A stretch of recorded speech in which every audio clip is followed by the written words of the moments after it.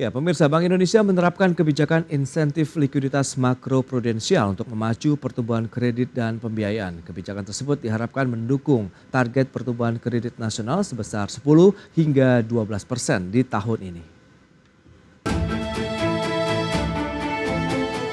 Bank Indonesia menerapkan kebijakan insentif likuiditas makroprudensial atau KILM untuk memacu pertumbuhan kredit dan pembiayaan. Dengan adanya KILM ini, pertumbuhan kredit nasional ditargetkan sebesar 10 hingga 12% sampai dengan akhir tahun ini. Deputi Gubernur Bank Indonesia Juda Agung menyebut implementasi KILM dilakukan melalui pengurangan giro bank di Bank Indonesia dalam rangka pemenuhan giro wajib minimum dalam rupiah yang wajib dipenuhi secara rata-rata. Adapun total insentif dalam KILM maksimal sebesar 4% atau meningkat dari sebelumnya sebesar 2,8%. Sehingga kewajiban GWM perbankan yang rajin mendorong kredit akan semakin berkurang. Kebijakan ini mendorong optimisme Bank Indonesia dalam menambah likuiditas perbankan sebesar 81 triliun rupiah pada Juni ini. Selain itu, insentif juga menyasar sektor kredit yang lebih luas untuk mendorong kredit perbankan. Di bulan Juni ini, tanggal mulai berlaku 1 Juni, itu kita lebih longgarkan lagi kebijakan ini. Kita perkuat, kita longgarkan lagi, ya, yaitu dengan menambah sektornya, ya. Di sini ini ada tambahan sektornya, ada sektor. Kalau dulu hanya yang lama itu minerba, hilirisasi minerba, non minerba, perumahan, pariwisata. Ini ditambah sektor otomotif, sektor perdagangan. Ya, sektor perdagangan itu cukup besar share-nya.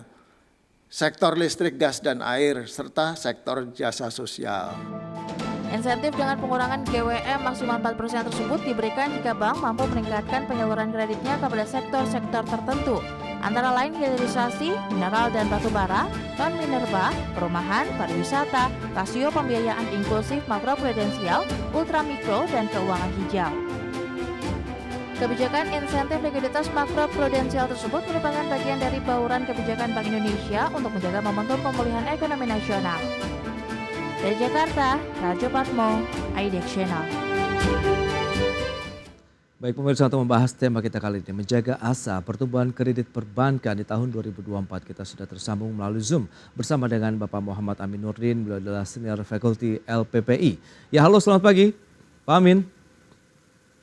Selamat pagi, apa kabar? Ya, kabar baik Pak Amin. Terima kasih atas waktu yang disempatkan. Ini bicara terkait dengan sektor perbankan. Tadi sudah sampaikan juga Bank Indonesia ada relaksasi begitu yang dilakukan ya terkait dengan giro wajib minimum begitu untuk sektor perbankan sehingga meningkatkan lagi likuiditasnya. Nah, lantas review yang bisa Anda sampaikan terlebih dahulu terkait dengan penyaluran kredit perbankan di tanah air sampai saat ini sudah seperti apa nih kondisinya, Pak Amin? Ya, baik, terima kasih. Kalau bicara mengenai kredit perbankan, terutama yang sudah kita lewati di kuartal 1, ya, saya sendiri merasa kaget ya, karena pertumbuhannya ternyata cukup signifikan di luar dugaan. Di awal tahun saya sempat memprediksi bahwa pertumbuhannya mungkin tidak akan terlalu kencang karena juga ini tahun politik. Waktu itu saya memperkirakan masih akan di bawah 10, maksimal di angka 10, double digitnya tipis. Dan ternyata pada kuartal 1 itu pertumbuhannya bahkan mencapai hampir 12%. Dan ini sangat baik. Kemudian kalau dikaitkan dengan kebijakan yang diluncurkan oleh Bank Indonesia, memperluas sektor-sektor tambahan untuk adanya kebijakan makroprudensial ini, saya yakin dan percaya bahwa ini ditujukan untuk kembali memacu perbankan untuk menyalurkan kredit ke sektor-sektor tersebut. Meskipun sebenarnya kalau menurut saya pribadi di sektor-sektor sedang saat ini ditambahkan oleh Bank Indonesia itu sudah tumbuh cukup bagus. Misalnya seperti minerba itu sudah hampir 30%, meskipun masih didominasi oleh bank-bank besar. Tapi ini kan merupakan bentuk bahwa ada pergerakan pertumbuhan kredit yang cukup baiklah di kuartal 1 2024. Demikian sementara untuk review saya sampai dengan Q1 ini, Mas. Baik, tapi kalau kita lihat sebenarnya tujuan dari kebijakan tadi, relaksasi likuiditas makroprudensial ini lebih ditujukan untuk di yang bagian mananya sih yang mungkin bisa disampaikan kepada pemirsa? Apakah akan berkorelasi nanti dengan peningkatan likuiditas dari banknya sendiri kah atau seperti apa nih? Iya, kalau dikaitkan dengan likuiditas, ya saya sangat sependapat karena sebenarnya begini, di awal beberapa kali Pak Jokowi khususnya sering mengatakan tidak ingin ada masalah dengan likuiditas dan kenyataannya kemudian sering berjalan waktu memang itu yang menjadi sedikit masalah buat bank ya saat ini, sehingga kemudian kalau beberapa harapan beberapa bank untuk kemudian ada kelonggaran di sisi GWM yang sekarang ini kemudian diberlakukan per 1 Juni, ini adalah salah satu cara untuk kemudian sedikit membantu untuk meningkatkan likuiditas perbankan. Karena terus terang bagi bank saat ini untuk mendapatkan dana pihak ketiga akan lebih sulit Mas kondisinya saat ini. Kemudian bank harus mencari alternatif. Ini di luar kebijakan yang sudah dirilis 1 Juni ini ya. Sebenarnya bank lebih didorong untuk kemudian mencari pinjaman atau kemudian menerbitkan saham atau kemudian mencari alternatif instrumen lain untuk meningkatkan dananya seperti itu untuk membantu. Tapi dari sisi nilainya yang kredit menjadi 4% dari sebelumnya 2,8% ini sudah cukup ideal tidak sih? Sebenarnya kalau ini sudah akan cukup membantu bank untuk kelonggaran ini sehingga bisa menyalurkan lebih banyak kredit ke sektor-sektor yang memang kemudian di endorse oleh Bank Indonesia. Demikian Mas. Ya, pengembangan sektor tadi yang sudah disampaikan begitu oleh Pak Yuda Agung, Anda melihat bagaimana? Ada otomotif, perdagangan, listrik, gas dan air serta jasa sosial. Apakah memang ini sektor-sektor yang cukup seksi kalau kita bicara mengenai penyaluran kredit di sana? Iya, kalau lihat dari angka sebenarnya memang beberapa porsi ada di atas 30% seperti minerba tadi sudah singgung, kemudian ada juga properti, sektor perumahan ya karena ada banyak kebijakan yang kemudian muncul termasuk Tapera ya, nanti itu di luar konteks tapi maksudnya ini juga membantu lah ya kan untuk penyaluran kredit. Termasuk kemudian jasa sosial juga demikian, angkanya meskipun tidak sampai menyentuh 30% di 15-20%, dan sektor sebenarnya ada perdagangan ya yang itu juga cukup signifikan pertumbuhannya. Dan sebenarnya tadi saya berpikir Bank Indonesia akan juga mendorong untuk UMKM karena dari data pasca pandemi kemudian mereka terkena dampak, masih banyak kemudian sektor UMKM yang belum bangkit 100% Mas. Tapi kemudian dengan adanya didukung di ultra mikro yang tadi saya panggil Pak Yuda Agung, saya rasa ini akan cukup membantu lah untuk sektor UMKM juga berkembang dan bank akan lebih luasa untuk menyalurkan kredit. Dan satu hal lain lagi mungkin akan disampaikan selanjutnya ketika kita bicara apa sih tantangan yang masih dihadapi oleh perbankan berkaitan dengan memacu pertumbuhan kredit supaya mencapai target yang diharapkan oleh regulasi di angka 11-12%. Karena saya secara pribadi masih melihat sampai dengan akhir tahun kemungkinan tidak akan tembus di angka 12 ya, perkiraan saya di 10-11% saja gitu pertumbuhannya. Nah itu dia, kalau memang targetnya tadi kan memang double digit tetap ya begitu dari pemerintah 10 sampai dengan 11%. Nah kalau memang bisa lebih tinggi lagi komponen ataupun mungkin parameter apa yang masih perlu dibenahi kalau memang tadi sudah ada relaksasi di sana? Ya harapannya sih sebenarnya banyak yang menginginkan retro yang sudah dicabut di Maret 2024 itu diharapkan diperpanjang sampai dengan Maret 2025 karena memberikan sedikit nafas. Kalau kita bicara bank-bank besar, mereka memang kemudian sangat tebal Mas untuk CKPN-nya. Tapi kan kita nggak tahu kalau untuk bank menengah ke bawah yang relatif mungkin CKPN-nya tidak terlalu besar. Dalam jangka panjang kalau kondisi saat ini kita bicara mengenai geopolitik di Timur Tengah dan seterusnya, ini kan akan menghambat distribusi barang gitu ya. Ini kan pasti akan terjadi inflasi yang secara global beberapa negara-negara besar juga masih belum bisa mencapai target inflasinya sesuai dengan yang diharapkan, dan ini kan pasti akan memacu kondisi yang saat ini masih berjalan perlambatan ekonomi, kemudian pelemahan nilai-nilai tukar dari beberapa negara termasuk juga Indonesia terhadap Amerika.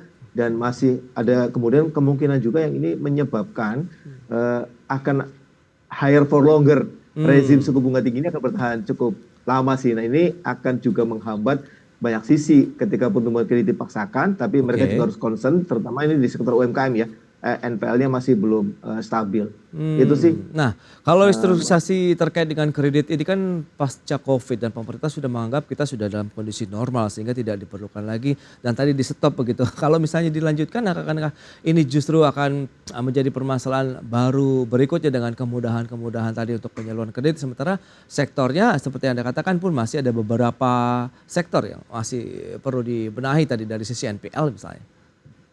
Iya, soalnya paling nggak kan ini upaya untuk menunda, memberikan nafas kepada bank untuk bisa memperbaiki di internal. Karena kalau kita melihat kondisi yang masih belum stabil, terutama di NPL tadi yang saya sampaikan, bank akan lebih hati-hati.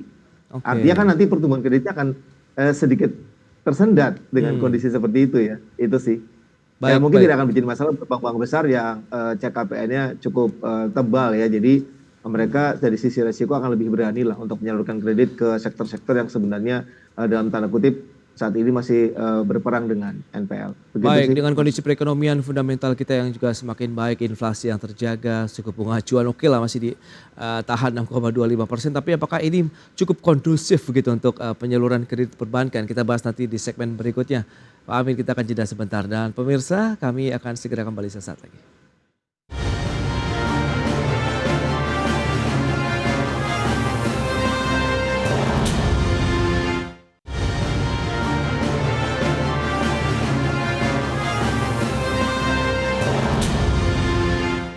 Ya, Anda masih menyaksikan Market Review. Pemirsa, berikut ini kami sampaikan data terkait dengan pergerakan dari suku bunga acuan Bank Indonesia BI Rate. Ya, selengkapnya bisa Anda saksikan di layar televisi Anda.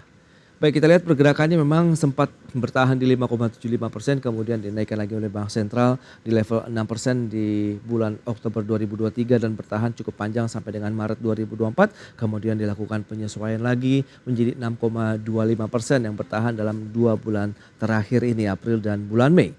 Berikutnya kita lihat suku bunga kredit rupiah di Bank Persero. Ini kita lihat seperti apa.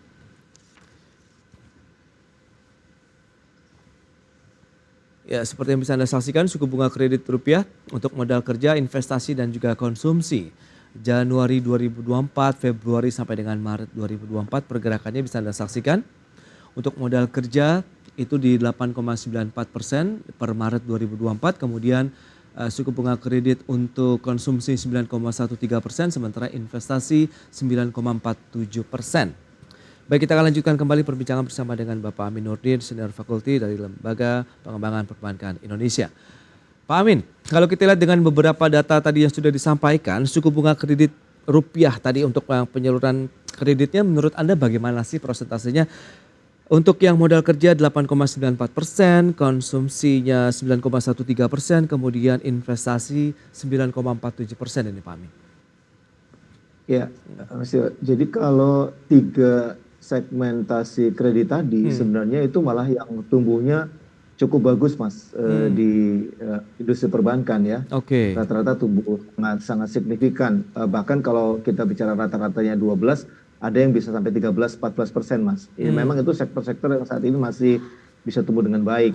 Tapi kembali lagi kalau kita bicara ketahanan bank untuk menahan tingkat suku bunga, di mana kalau tadi bicara mengenai tantangan likuiditas, pastikan banyak kemudian para deposan dan lain sebagainya yang memiliki dana cukup besar, baik korporasi maupun perorangan, pasti akan menginginkan tingkat suku bunga yang lebih kompetitif. Dan itu pasti akan membuat menghadapi dilema cost of fund yang cukup tinggi. Artinya kalau ini bertahan dalam jangka waktu yang cukup lama, mau tidak mau bank harus mulai mengoreksi suku bunga yang tadi disampaikan. Pasti akan ada kenaikan meskipun mungkin nggak terlalu signifikan, 25, 50 basis point. Tapi itu kan cukup membuat bank akan lebih terkoreksi pertumbuhan kreditnya gitu.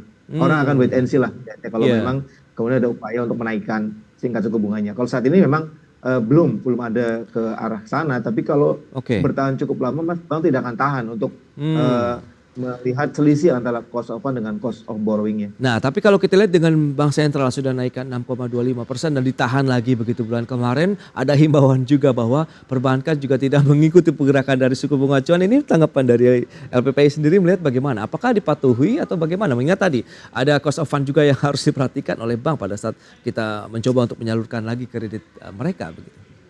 Iya, kembali lagi kan ini tantangannya cukup besar. Himbauan itu, even kita bicara force gitu ya untuk memaksa bank untuk menahan tingkat suku bunga, kembali lagi seberapa kuat bank bisa menahan. Karena ini kan larinya nanti akan ke NIM segala kan, yang kemudian pasti akan terkoreksi, meskipun nggak dalam, tapi pasti akan terkoreksi. Nah ini dilema saja, dia mau sisi kanan atau sisi kiri yang ditahan. Karena kalau nggak mau bank harus berubah skemanya dengan mungkin menaikkan tadi yang saya sampaikan antara 25 sampai 50 basis point, Mas.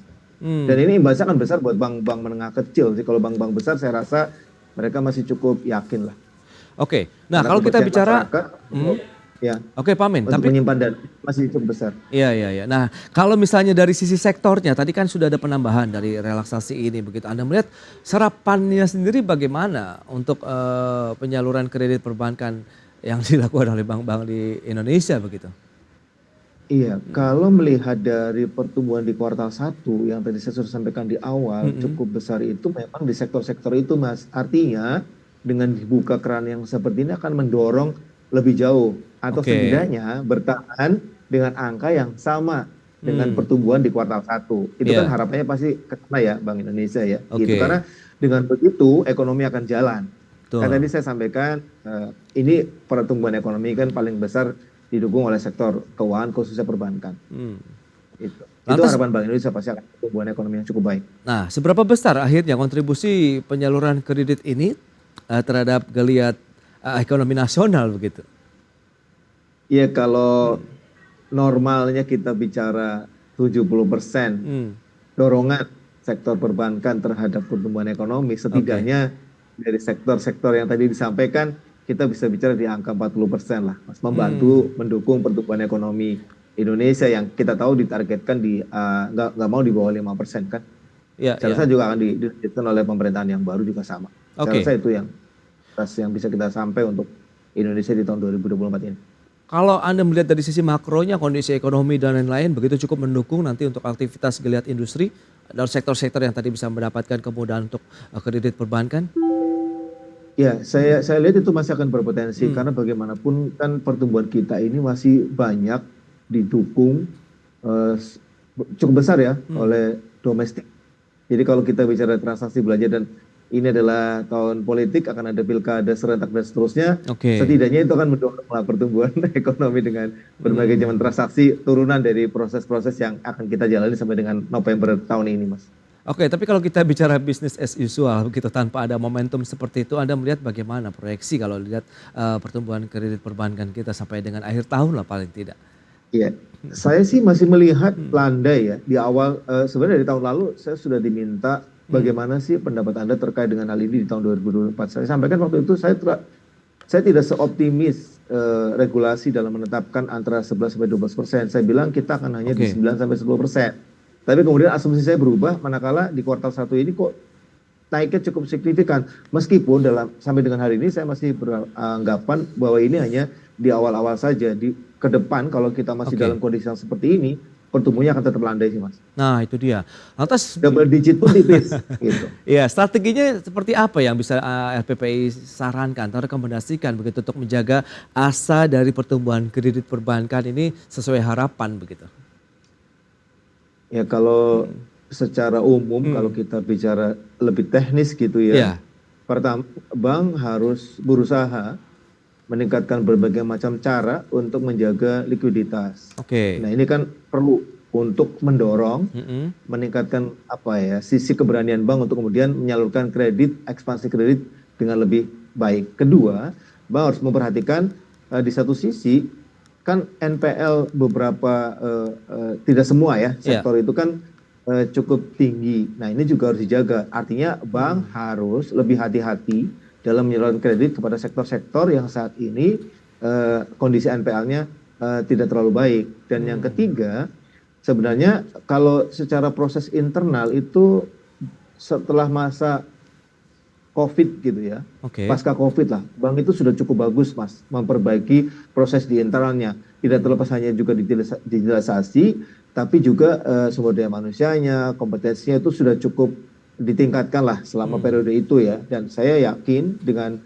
3 hal itu bank akan cukup yakin lah untuk menyalurkan kredit kepada sektor-sektor yang memang didukung oleh regulator dengan kebijakan makroprudensial tadi akan tumbuh cukup baik, Mas, di tahun ini. Baik, itu dari satu sisi ya beragam upaya yang dilakukan Bank Sentral untuk menjaga laju pertumbuhan kredit di tanah air. Tapi Anda melihat bagaimana dengan bauran kebijakan yang melibatkan sektor ataupun sisi fiskal begitu untuk saling mendukungkah atau bagaimana nih kalau Anda review nih, Pak Amin? Kalau saya lihat memang perlu lebih banyak berdiskusi ya. Kalau kita bicara ada SSK itu ada Bank Indonesia, ada LPS, ada OJK dan Kementerian Keuangan untuk mengkoordinasikan hal ini. Satu contoh lah, kita bicara tentang tapera, kemudian kita bicara mengenai kebijakan fiskal, bagaimana kemudian pemerintah membantu masyarakat kelas tertentu untuk bisa memiliki rumah. Ini kan juga sebenarnya memacu, Mas. Otomatis memacu pertumbuhan kredit di sektor itu. Ya, ini satu kebijakan yang bauran, satu konsep yang menurut saya bagus ya. Jadi antara Kementerian Keuangan, kemudian OJK dan juga Bank Indonesia mendukung ke arah yang sama. At least satu tingkat ini bisa diselamatkan. Ketika kita bicara backlog perumahan yang masih cukup besar di Indonesia dengan target-target yang cukup fantastis ya. Insya Allah dengan bauran ini salah satu contoh aja ini ya, dari berbagai macam bauran yang lain, insentif pajak, pembebasan untuk perumahan kan ada ya, itu dibebaskan pajaknya untuk yang di bawah 2 miliar itu juga akan mampu menumbuhkan satu segmentasi kredit khusus yang diberikan untuk masyarakat menengah ke bawah. Saya sangat yakin ini akan cukup membantu lah. Gitu, Mas. Berarti memang sudah sesuai harapan ya. Dalam artian bauran kebijakan fiskal moneter, kemudian tadi ditambah lagi dengan adanya juga relaksasi dari GWM begitu ya, giro wajib minimum dari sisi likuiditas makroprudensial yang sudah dilakukan oleh Bank Sentral kita. Baik, Pak Amin, terima kasih banyak ini atas sharing yang sudah Anda sampaikan dan juga insight yang menarik ya terkait dengan bagaimana sih kondisi penyaluran kredit perbankan Indonesia dan beberapa rekomendasi yang sudah Anda sampaikan. Selamat melanjutkan aktivitas Anda kembali. Salam sehat, Pak Amin. Terima kasih. Terima kasih, Mas. Salam sehat. Terima kasih. Ya pemirsa, 1 jam sudah saya menemani Anda dalam Market Review. Perbaharui terus informasi Anda hanya di IDX Channel, your trustworthy and comprehensive investment reference. Karena urusan masa depan harus terdepan, aku investor saham dan sampai jumpa.